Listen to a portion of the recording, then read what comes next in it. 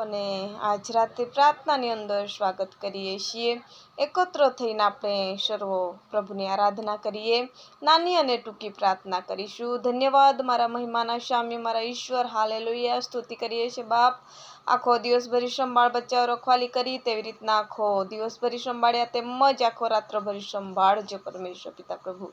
આખા દિવસની દિનચર્યાની અંદર તમે સાથે ને પાસે રહ્યા પરમેશ્વર। ઉઠવા બેસવા ચાલવા વાગવા અમે ચૂક્યા હશે તો તમે અમને ક્ષમા કરજો પ્રભુ। મારી સાથે જોડાયેલા તમામ ભાઈ બહેનોને માટે પ્રાર્થના કરીએ છીએ મારા ઈશ્વર।